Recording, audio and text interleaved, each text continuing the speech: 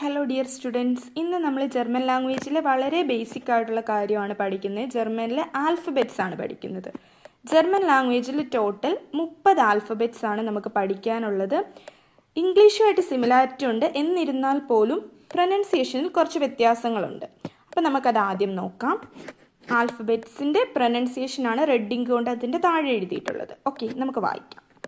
ആ, bay, say, day, A, F, G, H, E, J, K, L, M, N, O, P, Q, R, S, T, U, V, W, X, Y, Z.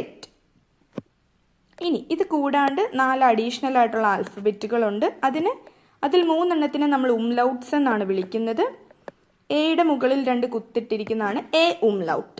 അതിൻ്റെ pronunciation എ എന്നാണ്. O umlaut, ഒ അല്ലെങ്കിൽ റോ എന്നാണ് pronunciation വരുന്നത്. Next U umlaut, ഇ യു എന്നാണ് അതിൻ്റെ പ്രൊനൗൺസിയേഷൻ വരിക. ലാസ്റ്റ് ആൽഫബറ്റ് ആണ് എസെറ്റ്. അതിൻ്റെ പ്രൊനൗൺസിയേഷൻ ഇസ് എന്നുള്ളതാണ്. ഷാർഫസ്, ഡോപ്പലസ് എന്നൊക്കെ നമ്മൾ അതിനെ വിളിക്കും. അത് കാഴ്ചയിൽ നമ്മുടെ ഒരു മാത്തമാറ്റിക്കൽ ഒരു സിമ്പിളായിട്ടുള്ള ബീറ്റായുടെ സൈനാണ്. ഇതിന് ഷാർഫസ് അല്ലെങ്കിൽ ഡോപ്പലസ് എന്നാണ് വിളിക്കുന്നത്. പിന്നെ ഈ ആൽഫബറ്റ് ഒരിക്കലും നമ്മളൊരു വേർഡ് സ്റ്റാർട്ട് ചെയ്യുമ്പോൾ ഉപയോഗിക്കില്ല. ഒരു വേർഡിൻ്റെ ഇൻ ബിറ്റ്വീൻ അല്ലെങ്കിൽ എൻഡിൽ മാത്രമേ നമ്മൾ ഈ ആൽഫബറ്റ് ഉപയോഗിക്കുകയുള്ളൂ. ഓക്കെ, ഇത്രയാണ് ആൽഫബറ്റ്സ്. ഇനി നമുക്ക് നെക്സ്റ്റ് വവൽസ് നോക്കാം.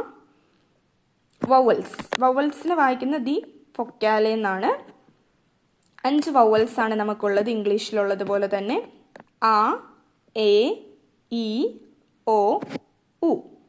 ഇനി ഈ വവൽസും നമ്മുടെ ഒരു ആൽഫബറ്റും തമ്മിലുള്ള ഒരു ക്ലബിംഗ് ആണ് നമ്മളിവിടെ വായിക്കുന്നത്. ഇതെന്തിനാണ് നമ്മൾ ഇങ്ങനെ പഠിക്കുന്നതെന്ന് ചോദിച്ചാൽ, നമുക്ക് ടെക്സ്റ്റ് ബുക്കും ലേസിനൊക്കെ റീഡ് ചെയ്യുന്ന സമയത്തേക്ക് ഈ പ്രൊനൗൺസിയേഷൻ ശരിയല്ലെന്നുണ്ടെങ്കിൽ നമ്മൾ തെറ്റായിട്ട് പഠിക്കാൻ സാധ്യതയുണ്ട്. ഒരിക്കലും തെറ്റ് പഠിക്കാൻ പാടില്ല. അപ്പം അതിനു വേണ്ടിയാണ് നമ്മളിത് പഠിക്കുന്നത്. ഇത് വളരെ ബേസിക് ആയിട്ടുള്ള കാര്യമാണ്. ഓക്കെ, ബേ പ്ലസ് ആ, ബ. Bay plus A, bay. Bay plus E, B. Bay plus O, ബോ. ബേ പ്ലസ് ഉ, ബു. ഇനി നെക്സ്റ്റ് എം. എം നമ്മൾ എം എന്ന് തന്നെയാണ് പ്രൊനൗൺസിയേഷൻ. എം പ്ലസ് ആ, മ. M plus A, may. M plus E, me. M plus O, മോ.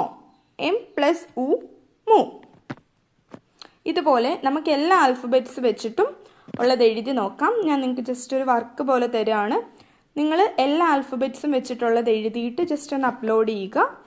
ഓക്കെ, ദെൻ നെക്സ്റ്റ് ഇനി നമ്മൾ പഠിക്കുന്നതാണ് ഡിഫ്തോങ്സ്. ഡിഫ്തോങ്ങിൻ്റെ ജർമ്മൻ ആണ് D diphthong.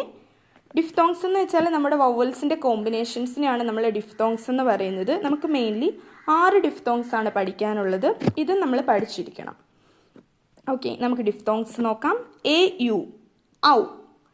A umlaut U, ഓയ്. ഇ യു, ഓയ്. I E, E I, I. A I, I. ഇനി നമുക്കതൊരു alphabet വെച്ചുള്ള എക്സ്റ്റൻഷൻ നോക്കാം.